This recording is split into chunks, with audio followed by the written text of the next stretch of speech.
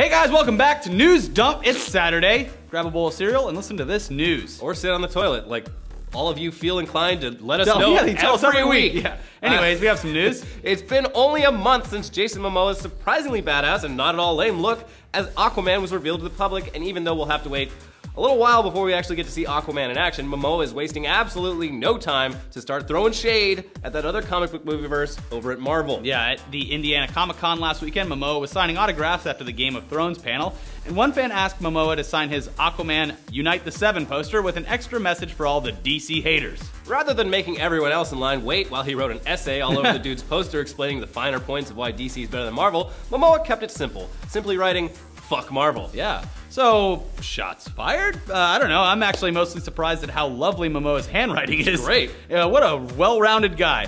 Anyways, is Momoa trying to start a nerd war or something? Who knows? I mean, probably not. If you follow the guy on social media, you'll see pretty quickly that he just kind of lives a fun, give-no-fucks life, and probably couldn't have imagined that this little message would go viral, nor does he probably care. Yeah, but speaking of Jason Momoa, the show he famously played Khal Drogo on, Game of Thrones, is coming back on April 12th, and HBO has been kicking the hype machine into overdrive leading up to the whole thing. Yes, the most recent little tastes of Season 5 are two short clips that don't give away a whole lot, but certainly will get Game of Thrones fans' mouth watering. The first is a conversation between little Tyrion Lannister and Varys that reveals a little bit about their current situation after the events of Season 4's finale.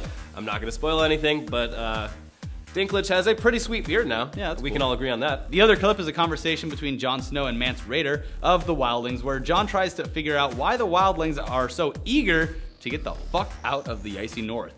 Yeah, this is not a spoiler because it's literally the first scene of the entire series, but the answer is zombies. Yep. Or White Walkers. Sure. But they're basically snow zombies. Anyways, in other Game of Thrones news, George R.R. Martin, author of the Ice and Fire books that the show is based on, is probably getting pretty fucking stressed out right now. They started writing the Song of Ice and Fire series back in 1991, and when HBO decided to adapt the unfinished book series into a TV show around 6 years ago, they kind of took a big gamble on him being able to actually wrap things up on his end quick enough for the show to be able to put out a season every year or so. Yeah, but the upcoming Season 5 is based on the last of his existing published Ice and Fire novels. And he needs to hurry the fuck up on his writing in order for the show's pre-production on Season 6 to happen. Yeah, which is why he'll probably be skipping San Diego Comic-Con. And he should skip everything. He pretty much said it. He's skipping most of the big cons. He's staying out of the public eye so he can get the job done. We'll see actually if he commits to that, but he should just lock himself in a room till it's done. Yeah. On his live journal, yep, live journal still exists, and yep, he still has one. He said, "I have too much to do. Too many things on my plate." But he also said, "Should I complete and deliver Winds of Winter before these cons roll around, I reserve the right to change my mind." Which is great. I mean, I can't fucking fathom the pressure of having to wrap up not only a beloved series of novels, but also one of the most popular and acclaimed television series ever at the same time. Yeah. So we salute you, George R.R. Martin, even though you're probably just going to kill off every fan favorite character that you haven't already killed off. The end of the novel is just gonna be a meteor coming and hitting and then they all died. Whoops. Yep, that's it. But speaking of bloodshed, Sharknado, the stupid sci-fi series of movies about a tornado made out of killer sharks, refuses to die. And we pretty much refuse to talk about all the updates regarding Sharknado 3, but fuck it, let's get you up to date on all that bullshit. I guess, if you really want it. Anyways, Sharknado 3 has some real star power this time with the addition of David Hasselhoff and Bo Derek. Get it? It makes sense because they're famous for beach-related stuff. Anyways. Also, Mark Cuban is going to be the President of the United States. Thumbs up. Ann Coulter is going to be the Vice I President. fucking love that. Michelle Bachmann will play herself. This is amazing. Jerry Springer will be something. Washington Redskin Tom Compton will be a reporter. NSYNC's Chris Kirkpatrick will be a lifeguard. And wrestler Chris Jericho will be a roller coaster ride operator. Alright, this is starting to sound better than we originally pitched. If you aren't already convinced that the Sharknado series is the movie equivalent of the Harlem Shake, or literally any meme from 2 years ago that your dumb aunt just started posting on Facebook, then look no further than the title for this bullshit.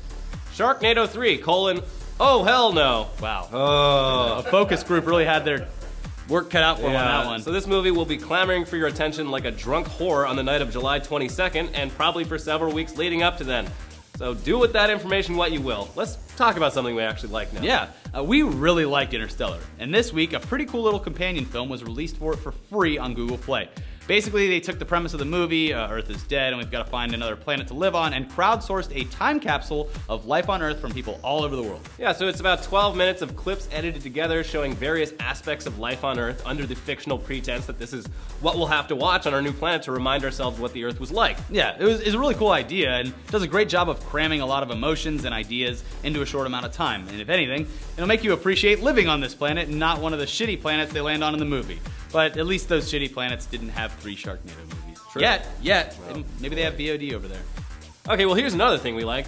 True Detective. Yeah. And here's another thing we like. Nudity on True Detective. As long as it's not a dead body. Well, there's a lot of that too. Yeah. So I know Alexandra Daddario's plot points are going to be hard to live up to in season 2, but according to the Hollywood Reporter, well, let's just read the headline. Yeah. True Detective casts porn stars for colossal orgy sequence. Colossal. Best headline of the week. Yeah, bravo. They describe it as Eyes Wide Shut caliber. Wow. If you don't know, that's a movie about orgies. Yeah. Porn stars Amy Amiley and Peta Jensen were present for the filming, as were Colin Farrell and Rachel McAdams. Also porn stars. But I don't know if 2 porn stars with very obviously fake plot points is going to live up to what Alexandria Daddario accomplished in season 1. All natural. Yeah, but I guess this is a good sign that the sex and violence that everyone loved about True Detective the first time around is still very much there. Yeah, I mean, we can only hope. Much like we hope that the magic of Pee Wee Herman's original show and movies shines through in the new Pee Wee movie, which has just started production. But as far as we can tell from this picture posted to Paul Rubin's blog and this picture posted to Judd Apatow's Instagram, Pee Wee might be older than we remember him, but he's still definitely Pee Wee Herman, so we're stoked about this. Yeah, speaking of Pee Wee Herman, 1985's Pee Wee's Big Adventure is one of several great titles leaving Netflix at the end of March that you should probably watch before they disappear. Yeah, our other picks for you to cram in time would be 1985's board game adaptation Clue, classic slasher film Friday the 13th, Robin Williams' war dramedy Good Morning Vietnam, horror classic The Amityville Horror, and the original Jaden Smith free Karate Kid. And while a whole new batch of stuff is going to show up on Netflix in April, most of it isn't all that great. Nope. If you want to just sit on the couch and watch some terrible bullshit, the 3rd, 4th, and 5th Leprechaun movies are dropping on Netflix a month late. The 3rd one's fun. But if you want to watch something actually good, The Babadook's coming on April 14th. Yeah. Hot Fuzz is coming April 16th. Yes. But the real reason you're going to want to renew your Netflix subscription in April is Daredevil, which will drop on Netflix all at once in typical Netflix style on April 13th. So excited for this. Something to finally take over my watch time after Unbreakable Kimmy Schmidt. Anyways, guys, on Tuesday, we are shooting an AUA podcast with none other than Machete himself, Danny Trejo. Woo, boy. And you can go, we're putting the link in the description right here so you can go ask whatever questions you want on our subreddit, and we'll ask him. And it's going to be a ton of fun. I fucking love Danny Trejo, so we're excited about this. Yeah, and then we've got a new episode of Ask Us Anything dropping tomorrow. Yep. It's just us this time, and our answering buddy your Woody questions. from down the hall joined us. A little throwback to when we just answered the questions and not movie stars like Danny Trejo. Yeah, so we talk about like getting drunk and stuff like that. Yeah, it's fun. And then this week we tried a new thing with a little ETC quick squirt about a... Is that what we're calling it officially? Sure. All right, sure. It's about a Vine star that got arrested Good. for being an idiot. Yeah. And then, of course, there's a new episode of Tugs. the Everyone's totally favorite show. uninformed game show. Yeah. So check those out, guys, and we'll see you next week. It's going to be fun. Bye.